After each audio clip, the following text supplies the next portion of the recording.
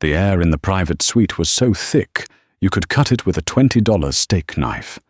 Damien Stryker, a man who didn't just own rooms but entire buildings, was watching his billion-dollar deal collapse.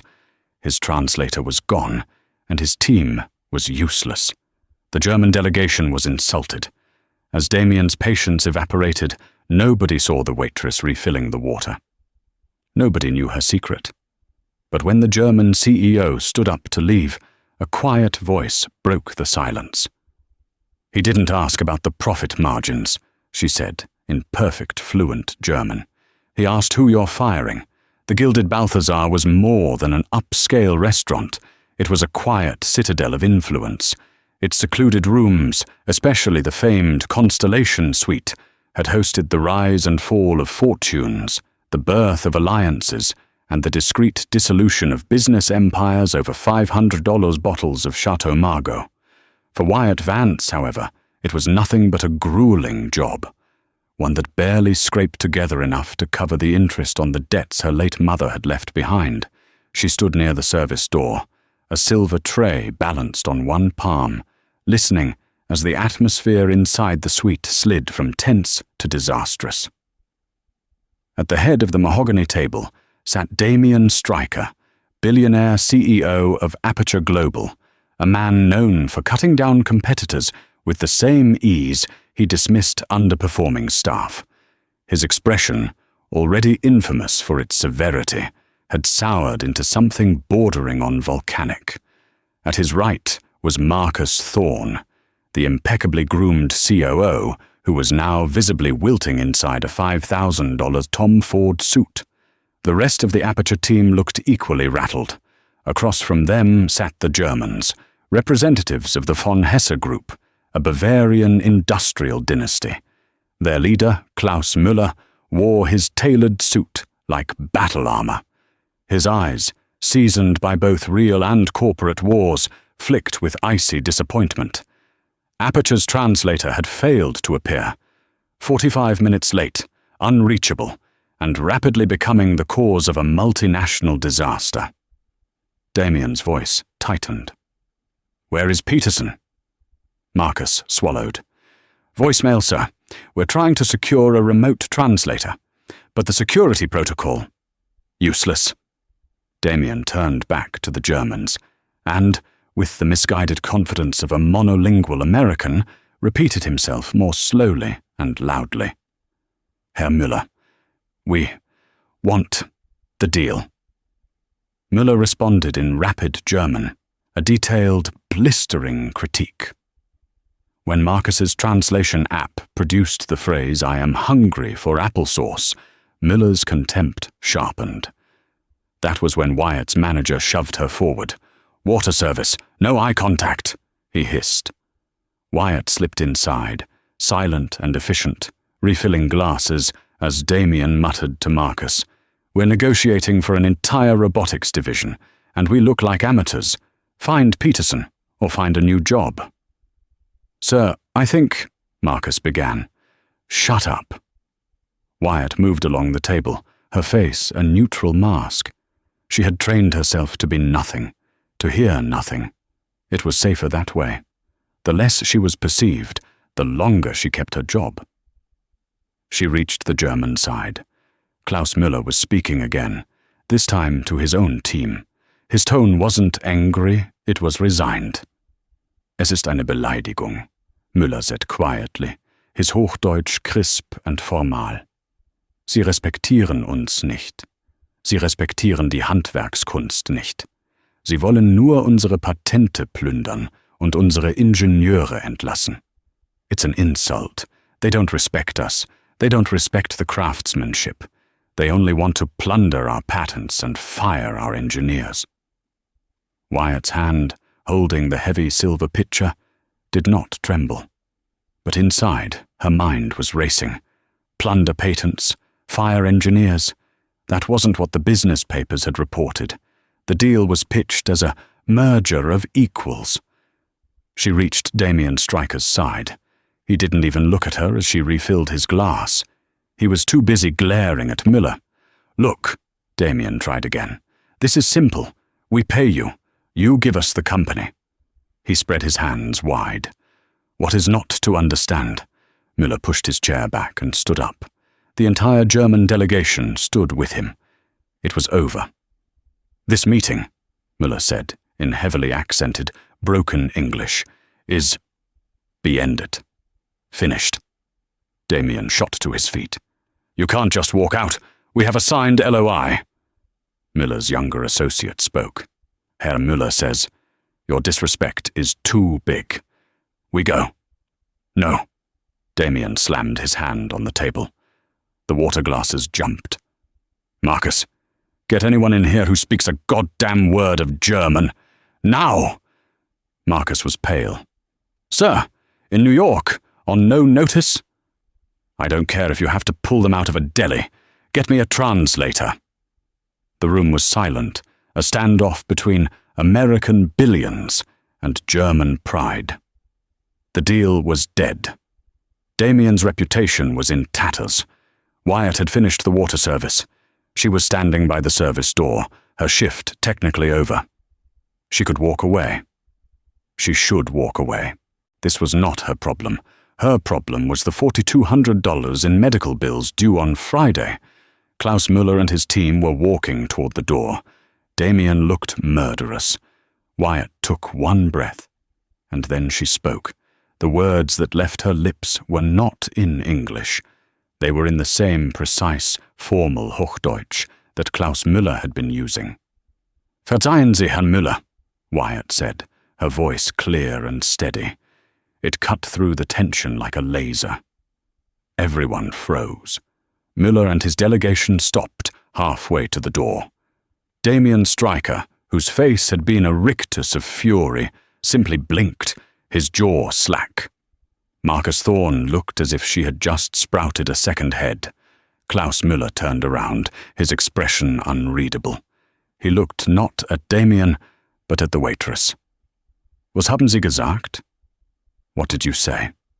Wyatt kept her hands clasped behind her back, her posture one of perfect service. But she met his gaze. "Ich sagte," she repeated. "Verzeihen Sie. Hat nicht verstanden, was Sie über die Ingenieure gesagt haben. Glaubt, Sie sprechen nur über Geld." I said, "Excuse me." "He didn't understand what you said about the engineers. He thinks you are only talking about money." A flicker of shock, then profound interest, passed over Müller's features. He stared at her, really stared at her, for the first time. He saw the cheap uniform, the worn shoes, but also the impossible, aristocratic fluency. "Und, wer sind Sie?" he asked. "And, who are you?" Damien Stryker finally found his voice. "What the hell is going on? What did she say?" Wyatt didn't look at Damien. She kept her focus on Müller, the man who held all the power. "My name is Wyatt Vance," she said to Müller in German. "I am a waitress here, and I believe you are making a mistake. And I believe he," she nodded almost imperceptibly at Damien, "is making an even bigger one." "Wyatt!" Her manager Julian was whispering frantically from the cracked service door. "Get out of there! You're fired!" She ignored him. Müller raised a hand to his team, signaling them to wait. He took a step back toward the table, his eyes locked on Wyatt. "You are very bold," he said in German, "for a waitress." "You are very forgiving," she replied, to have stayed this long while being so insulted. A shadow of a smile touched Müller's lips. It was gone in an instant. "Damien!" Marcus Thorne hissed, grabbing his boss's arm. "What is she doing? This is a security breach. We have no idea who she is. She could be corporate espionage." Damien shook him off. He didn't understand the words, but he understood the shift in power. The Germans had stopped. They were listening. To the waitress. "You!" Damien barked, pointing at Wyatt. "Come here." Wyatt turned her head slowly, finally looking at Damien Stryker. Her expression was no longer the blank mask of a servant. It was one of cool, detached intelligence. "What did you just say to them?" Damien demanded. I told them you were a fool, Wyatt said. The blood drained from Marcus's face. Damien's eyes widened, then narrowed. He was so shocked he couldn't even be angry. What? You're not, though, Wyatt continued, her voice quiet. You're just loud. You think a negotiation is a war. They think it's a marriage. You're demanding a prenup, and they're still deciding if they want to hold your hand. You're talking at them. Not with them. Who the hell are you? Damien whispered. She's the only one in this room who speaks their language. Sir, Wyatt said. Klaus Müller spoke up in German, his voice booming in the quiet room. Fräulein Vance, tell Mr. Stryker that if he is done shouting, I have one final question. If he can answer it, we will sit. If he cannot, we will leave. Wyatt translated, her eyes on Damien.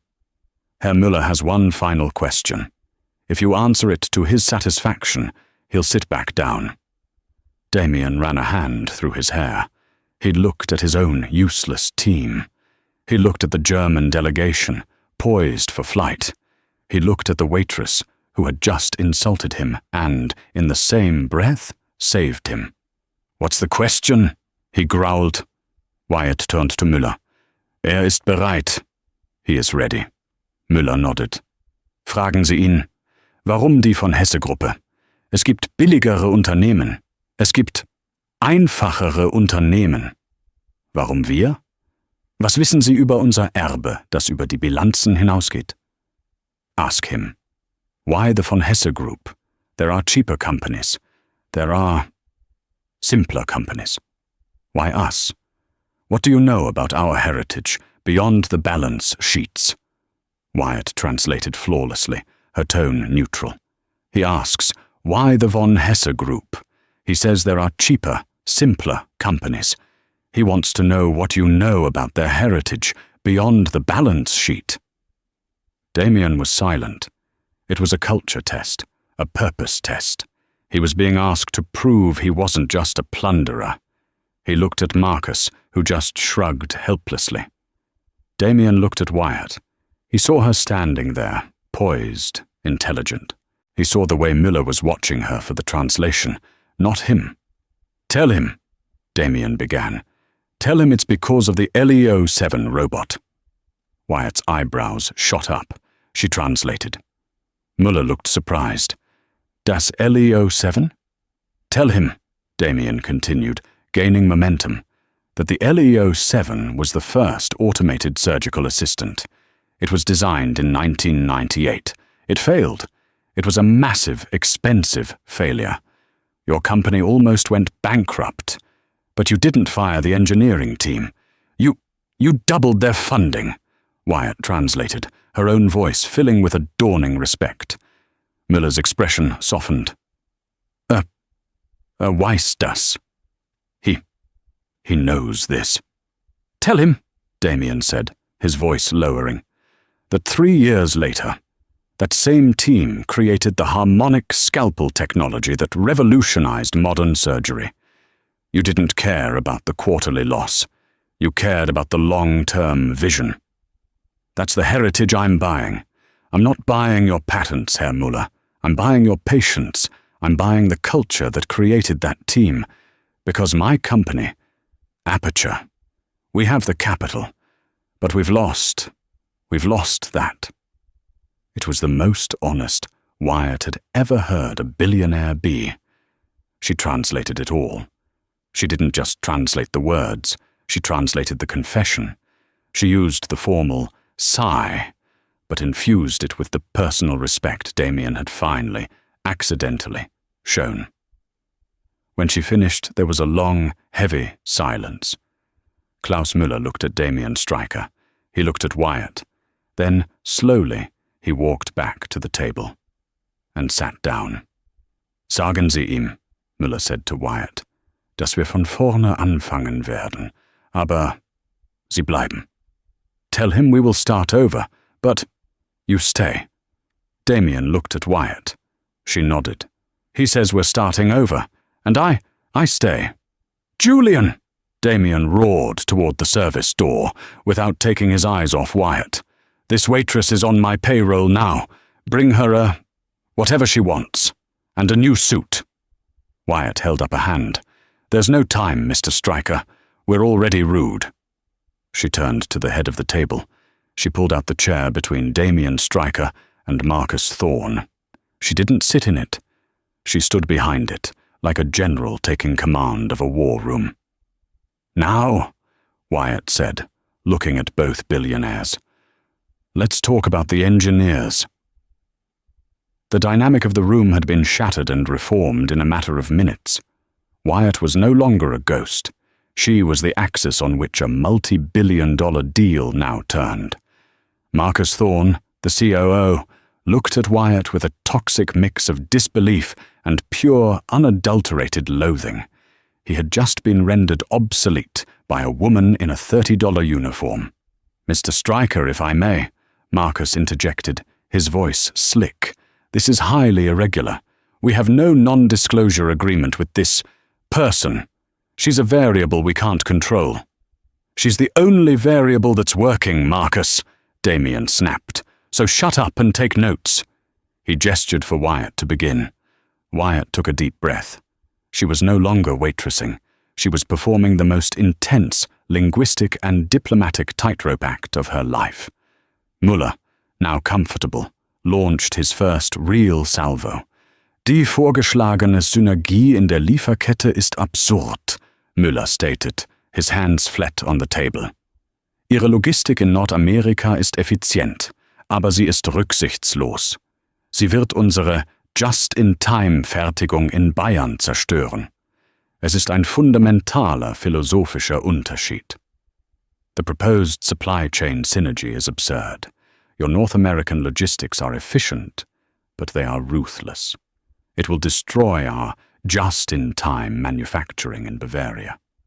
It is a fundamental philosophical difference.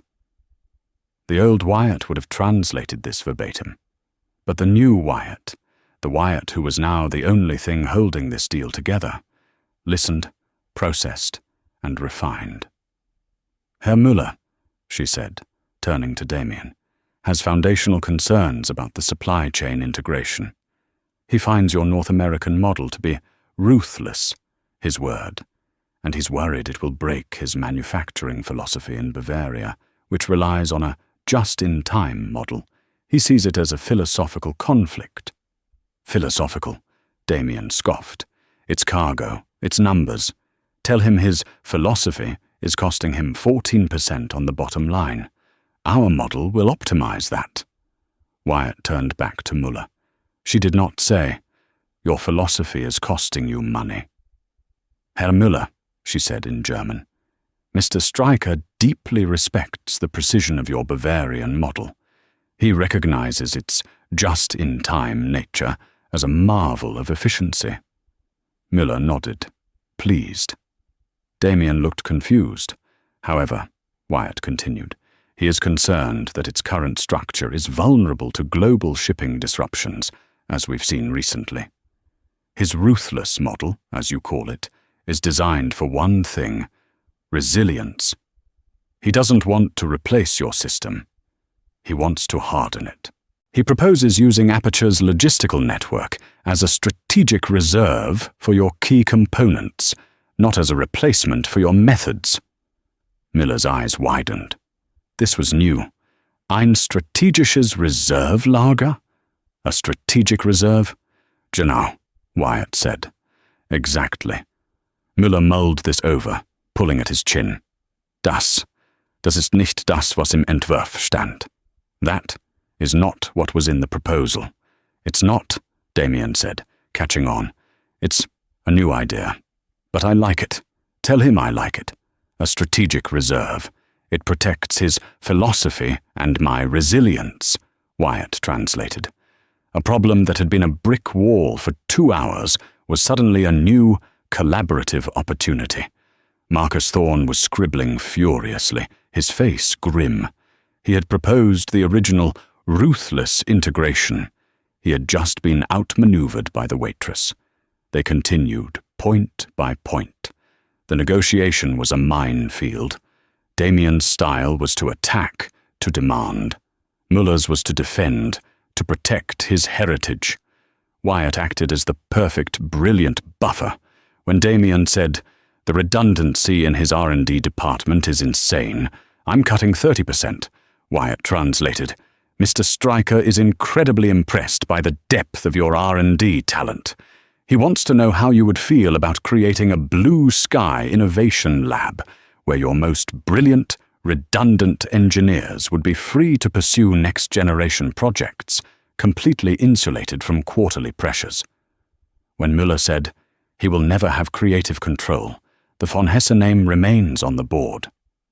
Wyatt translated, "Herr Müller affirms that the core identity and brand heritage, represented by the von Hesse name, must be the guiding star for all future creative endeavors, ensuring a seamless partnership with Aperture's board." She wasn't just translating. She was transmuting.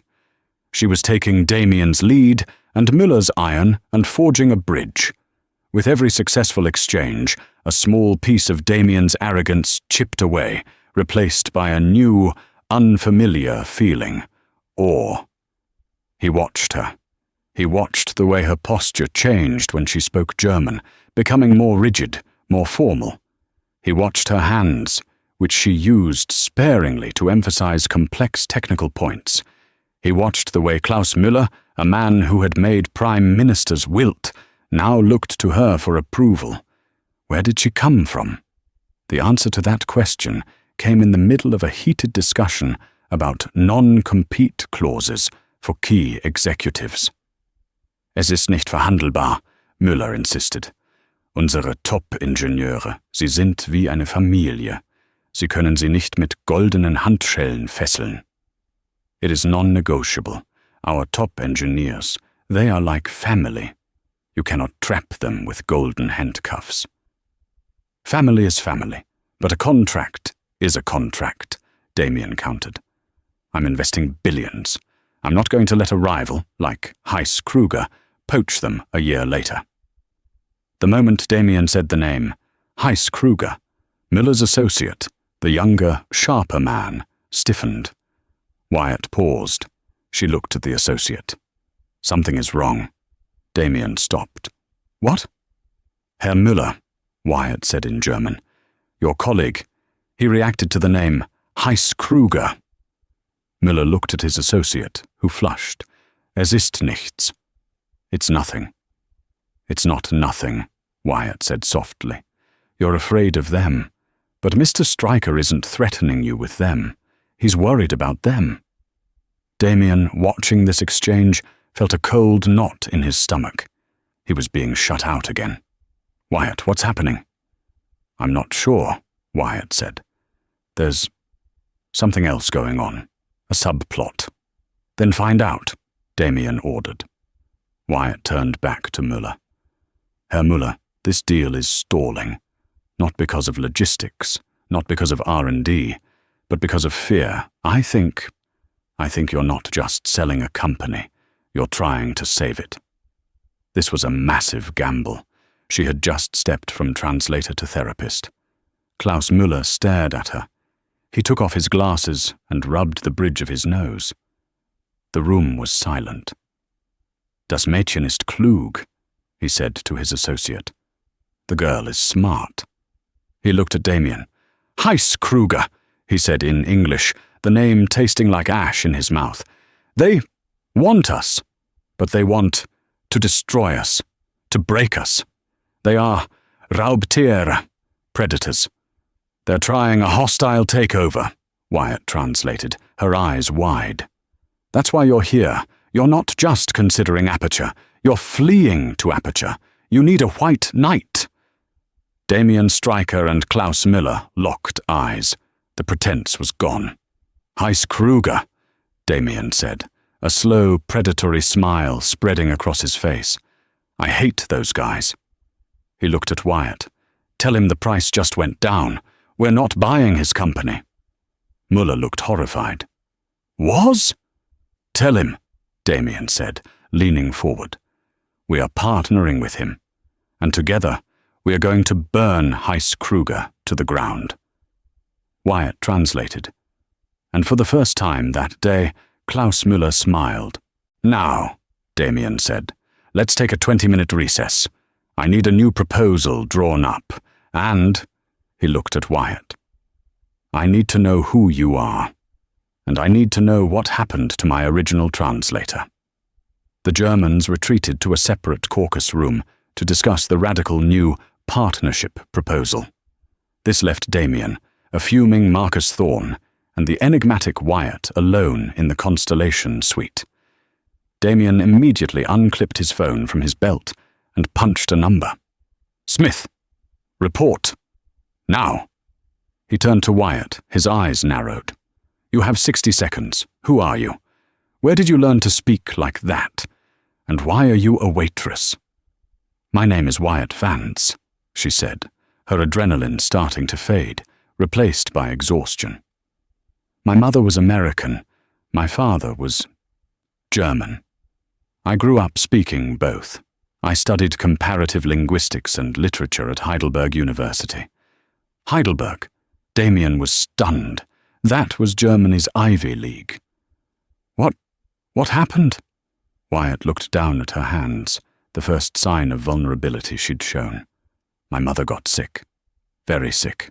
The experimental treatments weren't covered. I left my doctoral program to come home and take care of her. When she died, she left a staggering amount of debt. The Gilded Balthazar pays cash, and it pays weekly. It was the only job I could get that paid fast enough."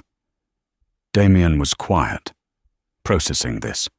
A PhD candidate from Heidelberg, fluent in 2 languages and high-level corporate strategy, was serving him water. "And the negotiation?" he asked, his voice softer. "How did you know what to say?" "I read," Wyatt said simply. "While I was at Heidelberg, I paid for my books by translating business journals, Wirtschaftswoche, the Financial Times Deutschland. I read about Aperture. I read about von Hesse. I read your white papers. I'm a fast study." Before Damien could respond, his phone buzzed. He put it on speaker. "Smith, talk." A crisp, no-nonsense female voice came through. "Peterson is located, sir. He's at the Tipsy Pig pub in the village, highly intoxicated. He's been there since 10 a.m. "He just got drunk?" Damien asked, skeptical. "No, sir," Smith replied. "He didn't just get drunk. He was paid to. We accessed his bank records. A wire transfer for $50,000 hit his account at 9:05 a.m. this morning. The source is a firewalled shell corporation based in the Cayman Islands." A cold silence filled the room. This wasn't an accident. It was sabotage. 50 grand to miss a meeting, Damien mused, his voice like ice. Someone really didn't want this deal to happen. "Smith, trace that shell corp. I want a name." "Already on it, sir. But there's more. I checked Mr. Peterson's phone logs, cross-referencing with your executive team." "And?" "He had a 15-minute call last night," Smith said, "with Marcus Thorne." Wyatt's head snapped up. She looked at Marcus. He was standing by the window, his back to them, but she could see the rigid line of his shoulders. He had gone completely still. "Marcus?" Damien said, his voice deceptively calm. "Is that true? Did you speak to our translator last night?" Marcus turned around.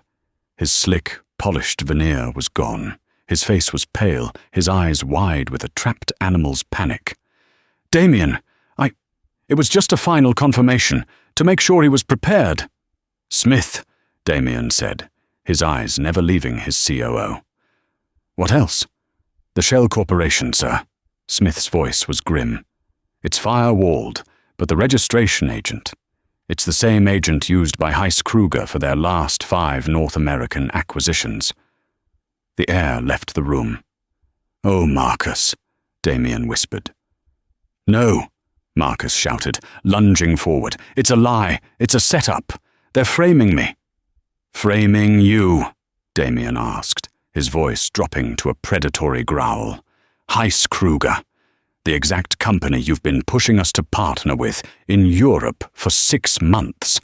The exact company that benefits if this von Hesse deal goes up in flames.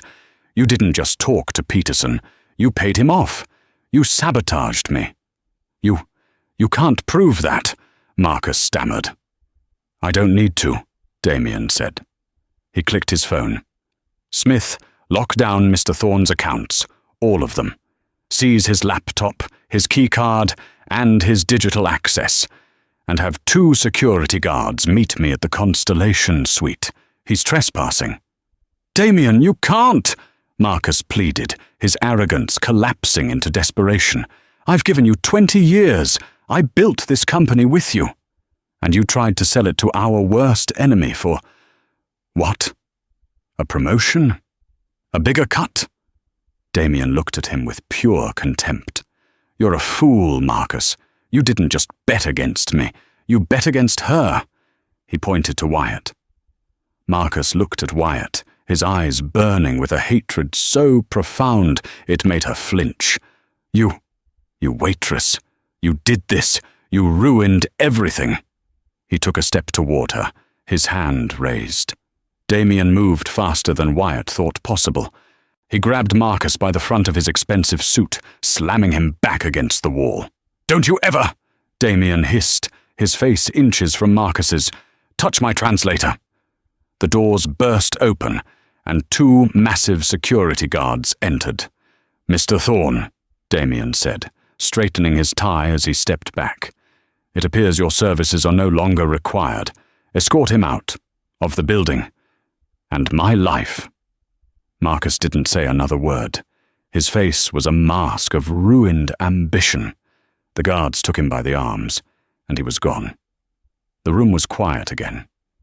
Damien fixed his cuffs. He looked at Wyatt, who was staring at the door, her heart hammering. "Well," Damien said, picking up his water glass. "That was dramatic." He took a sip. "Now, back to work. I believe we have a partnership to draft." Wyatt looked at him, stunned. "Just like that?" "Just like that," Damien said. "Traitors are dealt with. Business continues. Now, I need you to do something for me." "What?"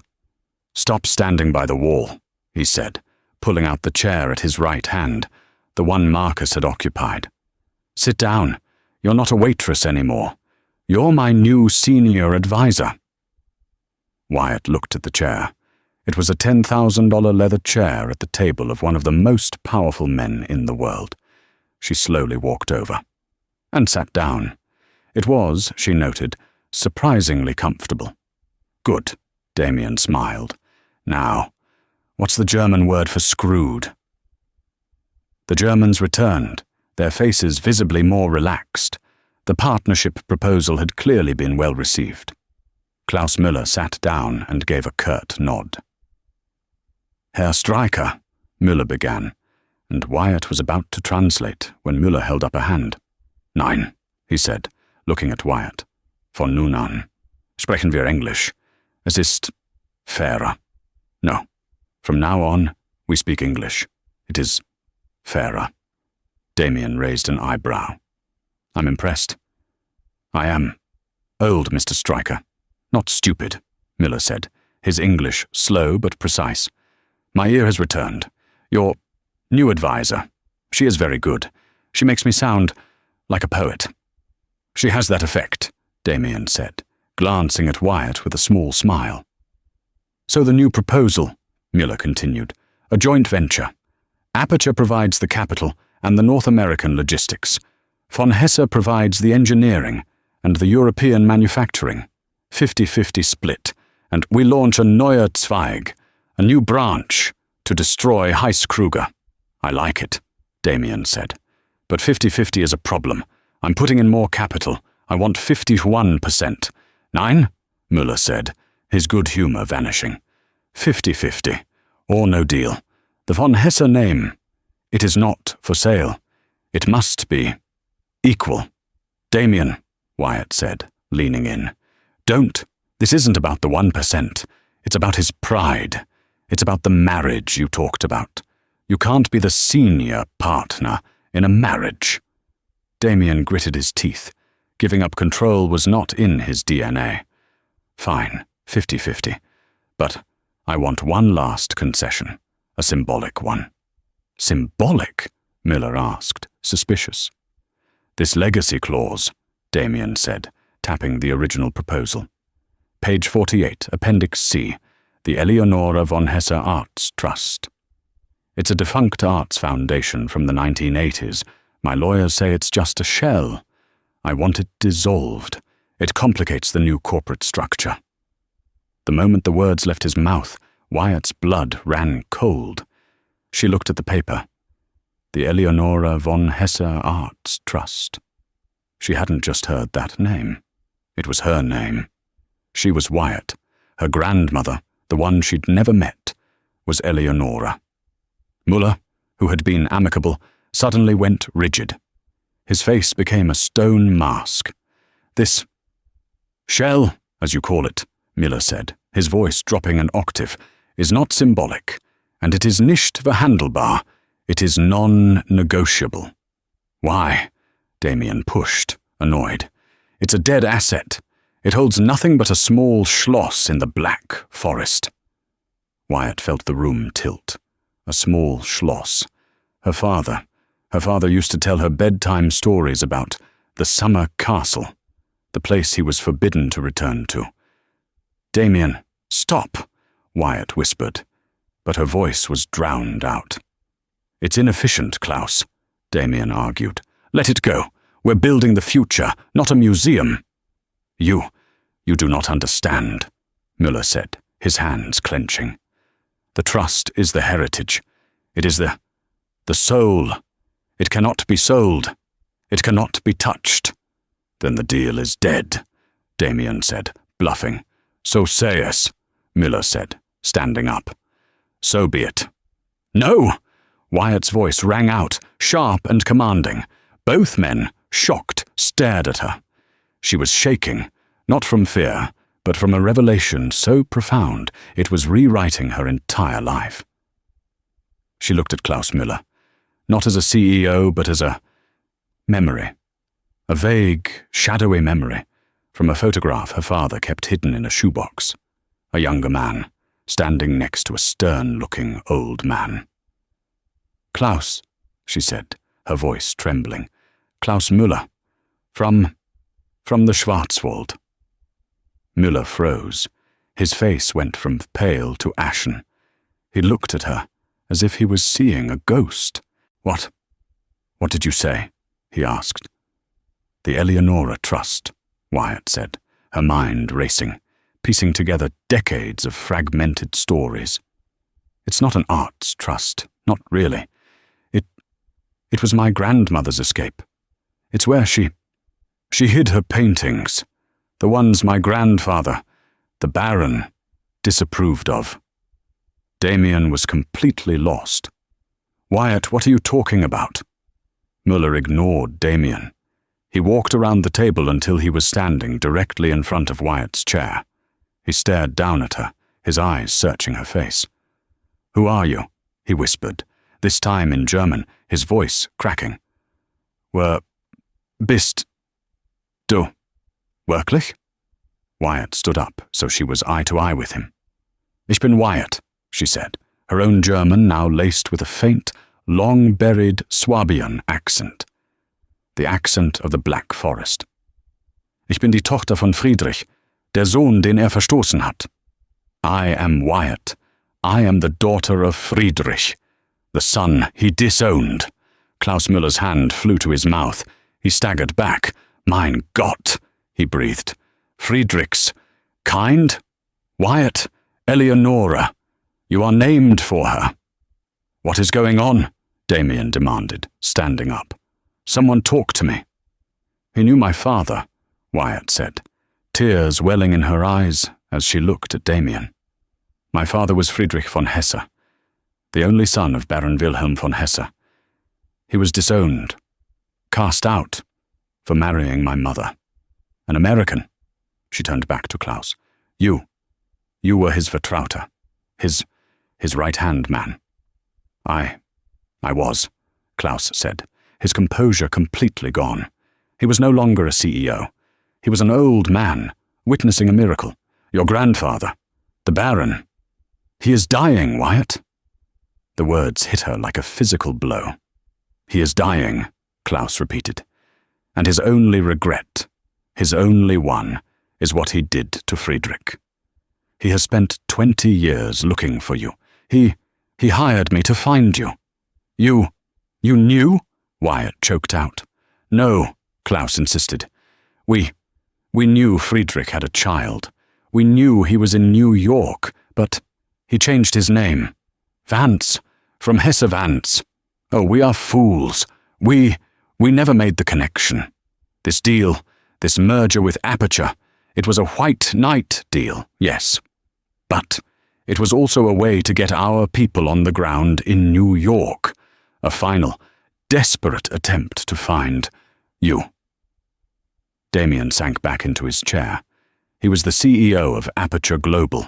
He was a master of the universe, and he had just become a bit player in a 20th century family drama.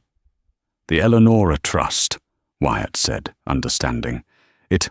It wasn't a negotiating point. It was a test. Yes, Klaus affirmed. Your grandfather, he said only a true heir, only Friedrich's child, would understand its meaning.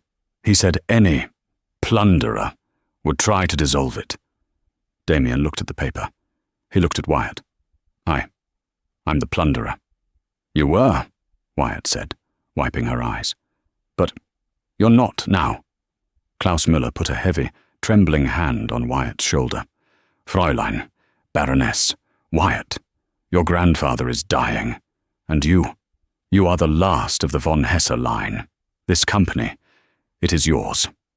The silence that followed Klaus Müller's proclamation was absolute. Wyatt looked at the old German, at the stunned billionaire, and at the half-eaten pastries on the service tray. Her world had been turned inside out. She wasn't Wyatt Vance, waitress. She was Wyatt von Hesse Vance, heiress to an industrial empire. Mine? She finally said. I don't understand. My father told me he was disowned, that the line was broken. Broken, Klaus said, but not ended. The Baron is a hard man, Wyatt, a man of iron and tradition, but in his heart, he is broken. He wants to see you, before it is too late. Damien, who had been uncharacteristically silent, finally spoke. So, this whole thing, this merger, was a romantic, last-ditch effort to find a lost princess? Do not mock what you do not understand, Mr. Stryker, Klaus said, his dignity returning. It was a business decision, and a personal one. The von Hesse Group needs a leader. It needs a von Hesse, and it needs an ally against Heiss Kruger. We came here looking for an heir or a partner. By the grace of God, it seems we have found both, in the same person. All eyes turned to Wyatt. She felt dizzy, the weight of a new, unimaginable life settling onto her shoulders. The sabotage, she said suddenly, her mind sharp as ever. Marcus, Heiss Kruger. They didn't just want to stop the deal. They wanted to stop you. They must have known you were looking for an heir. They wanted von Hesse to be leaderless, so they could poach the engineers and take over the company. They wanted, Damien said, his eyes cold, to snuff out the bloodline. Literally, in a corporate sense. He stood up, a new energy in his step. The deal-maker was back. This changes everything, he said. It does, Wyatt agreed. She looked at Klaus. Herr Müller. Klaus, I am not the Baroness you are looking for. I am my mother's daughter. I am an American. I am a waitress with $4,200 in medical debt. The debt is a nichts, a nothing, Klaus said, waving his hand dismissively. We can— No, Wyatt said, cutting him off. You don't understand. I won't be found. I won't step into a role I haven't earned. My father ran from that life. I won't be dragged back into it. But your heritage, Klaus protested. My heritage, Wyatt said, is speaking 2 languages. It's understanding both sides. It's what I did in this room for the last 3 hours. Damien Stryker smiled. He had been waiting for this. She's right, Klaus, Damien said. You didn't find a lost princess. You found a CEO. He turned to Wyatt.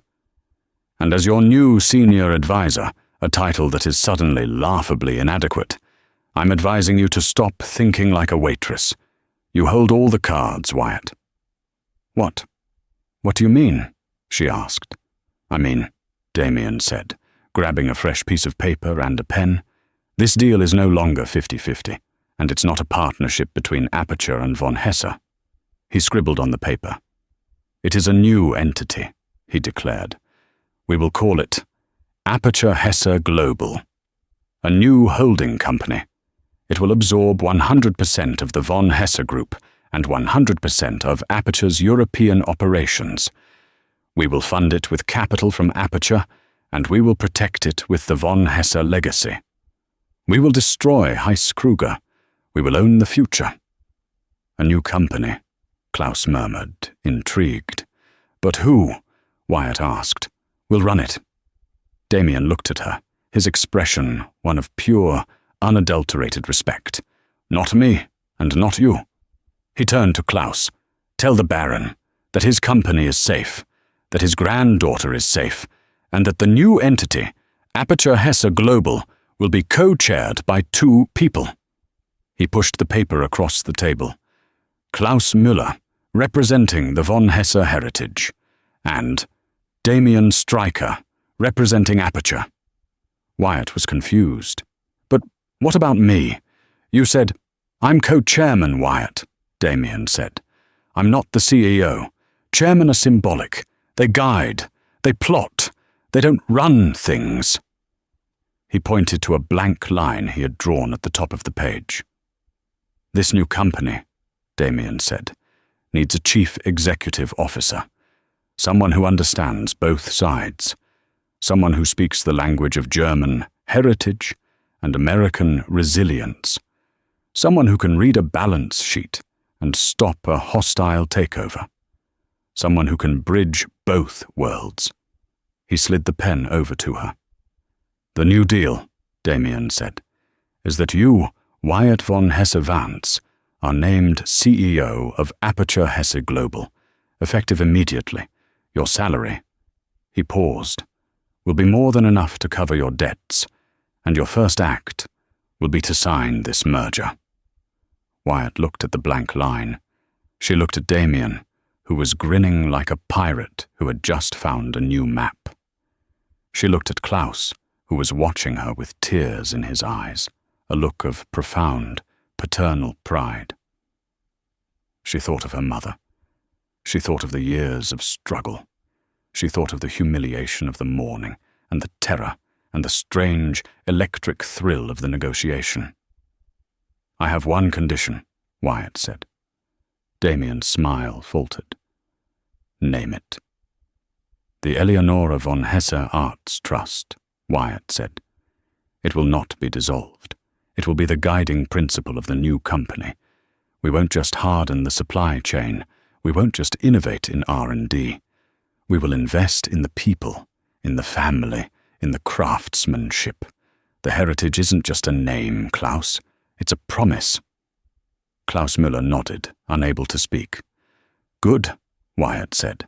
She picked up the pen. Now, where do I sign? The signing of the Aperture Hesse Global merger, which took place 3 days later, was a masterclass in corporate theatre. The original setting, the gilded Balthazar's Constellation Suite, had been a pressure cooker of wood-panelled desperation. This new setting, the 50th floor boardroom of Aperture Global, was a high-altitude fortress of glass and steel, overlooking Central Park like a kingdom. Wyatt von Hesse-Vance stood at the head of the massive obsidian table. The chair, a marvel of ergonomic design, had been Damien's. He now sat, not as her boss, but as her co-chairman, to her right, his expression an unreadable, proprietary smirk. To her left sat Klaus Müller, who looked as if he was witnessing a state visit, his posture rigid with pride. Lining the rest of the table were the Aperture VPs, the old guard. They were the men, and they were all men, who had survived Damien's ruthless, scorched earth style. They now looked at Wyatt, in her immaculately tailored charcoal grey suit, with a palpable, vibrating mixture of suspicion, curiosity, and fear. The press release had been vague, labeling her a linguistics prodigy from Heidelberg and a long-lost strategic consultant, which was, in its own way, entirely true.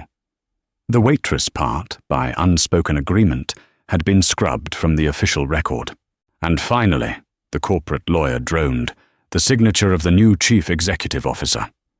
He slid the final document, a heavy vellum bond, in front of Wyatt. The pen was a heavy, sterling silver instrument. Wyatt picked it up. Her hand did not shake.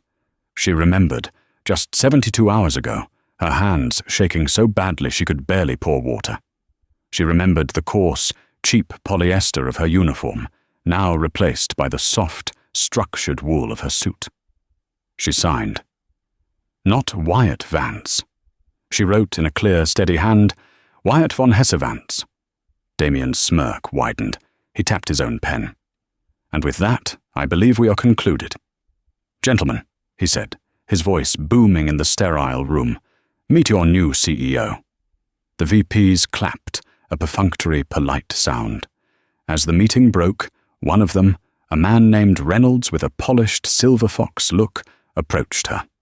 He was the VP of Global Logistics, the very man whose ruthless model she had, as a translator, disparaged. Miss Vance, Reynolds said, his smile not reaching his eyes.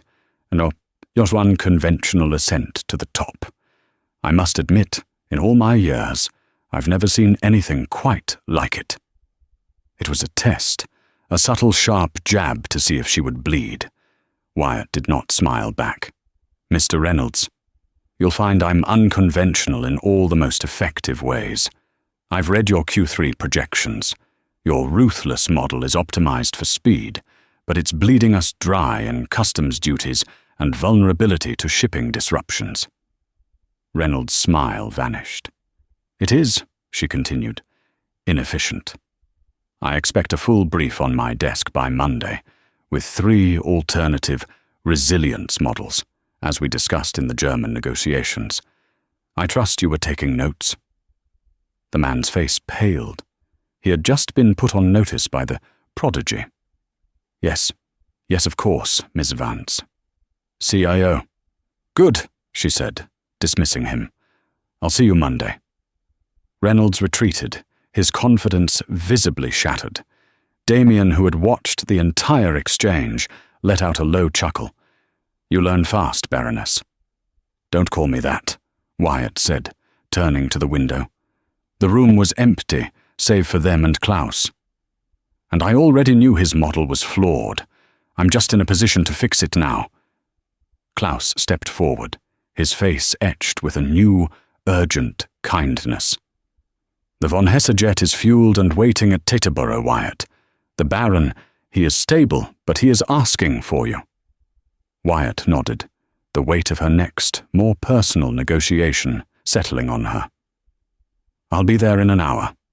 Klaus bowed, a gesture that still sent a jolt of unreality through her, and left to make the final arrangements.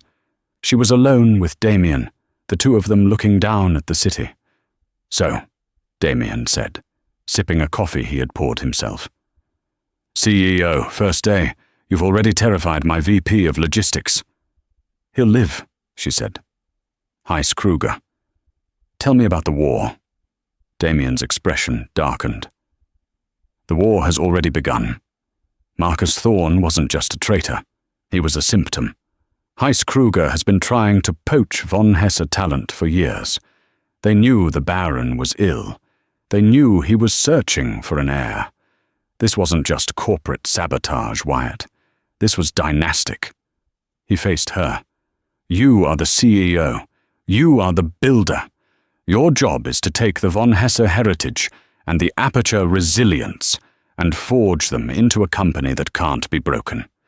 You are the public face, the diplomat, the leader. And you? She asked. The co-chairman? What's your job? I'm the co-chairman, he said, a cold, predatory light in his eyes. I don't build. I hunt. I'm going to find every single mole, every back-channel deal, every planted executive that Heiss Kruger has in either of our companies. I'm going to rip them out, root and stem. You are the future, Wyatt. I'm the man who makes sure you get there. He handed her a slim, elegant file. One last thing. She opened it. It was the final, itemized, paid-in-full receipt for her mother's staggering medical debts. I don't understand, she whispered. It was paid an hour ago, Damien said. From your new signing bonus, of course. We couldn't have the CEO of a multi-billion-dollar corporation in collections, could we? A clean slate, Wyatt, in every way. She looked at the paper, the numbers that had haunted her sleep for 2 years, now just ink. Thank you, Damien. Don't thank me, he said. You earned it. Now go. Settle the past. The future can wait until Monday. The flight to the Black Forest was a surreal dream. She, who had recently budgeted her bus fare, was now the sole passenger in a Gulfstream G700. A flight attendant, who seemed to materialize from nowhere, quietly refilled a glass of sparkling water she hadn't asked for. Klaus, who had joined her for the journey, sat opposite, reading a thick financial report, leaving her to her thoughts. This was the journey her father, Friedrich, had made in reverse, fleeing a life of privilege for a life of love, and ultimately, poverty. Now she was returning, armed with the very things her family had rejected: an American's pragmatism, a commoner's grit, and 51% of a new global entity. The Schloss, when they arrived, was not the fairy tale castle of her father's stories. It was an imposing, almost severe, stone fortress, covered in a light dusting of new snow. The staff was lined up at the entrance. As she stepped out of the black Mercedes, they bowed as one. "Willkommen daheim, Baroness," the eldest, the Hausverwalter, said. "Bitte," Wyatt said, her German automatic. "Just Wyatt. For now."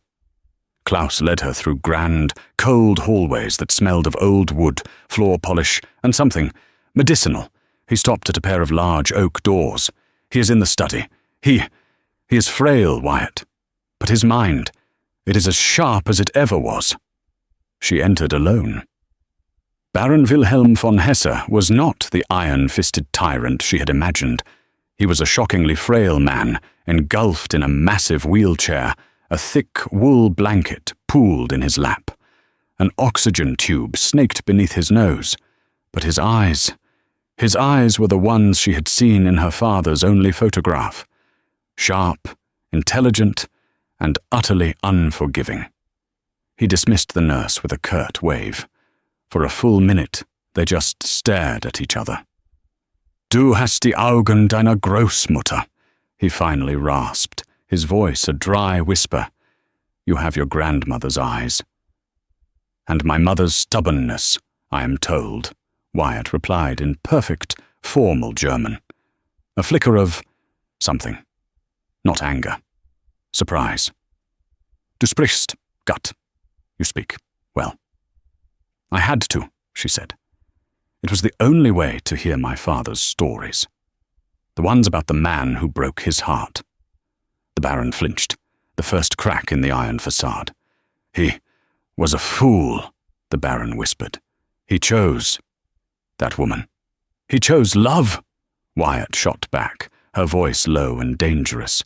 The CEO was gone, replaced by the daughter. "He chose a life. You were the one who made him choose. You, with your heritage and your tradition. You drove him away. You let him die in a 2-bedroom apartment in Queens while you sat here, in this museum, counting your regrets. The old man was shaking, his breath coming in shallow gasps. Silent, angry tears streamed down his paper-thin cheeks. He wrote, the Baron choked out, fumbling for a drawer. Every year, on my birthday, I never wrote back. He pulled out a worn photograph. It was her father, young, vibrant, standing next to a smiling American woman. Her mother. Ich war der Dummkopf. I was the fool. Wyatt's own anger evaporated, replaced by a profound, hollowing sadness. This was it. The great, terrible dragon of her past was just a lonely, dying old man. Yes, she said, her voice softening. You were. And he's gone. And I'm all that's left. He reached a trembling, liver-spotted hand toward her. Wyatt, mankind, my child, can an old man be forgiven? She looked at his hand, the hand that had signed her father's disownment. She took it. It was cold. I don't know if I can forgive you for him, she said honestly, but I can be here, now, for me, and for the company. He breathed, a shadow of a smile. The company.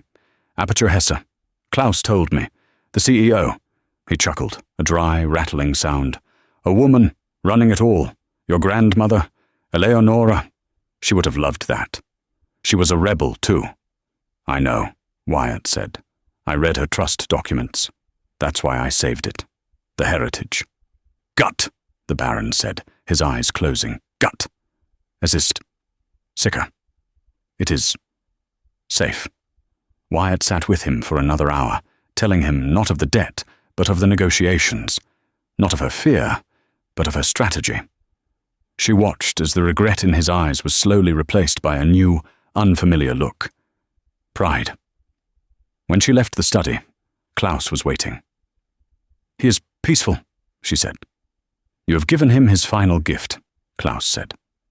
Wyatt walked to the grand terrace, a cold wind whipping her hair. The $4,200 debt was gone. The family's curse was broken. The past was finally settled. Her phone buzzed. It was a secure text from Damien. Welcome to the family, Baroness. Now get back to work. Heiss Kruger just tried to poach our new head of R&D. A sharp, fierce smile touched Wyatt's lips.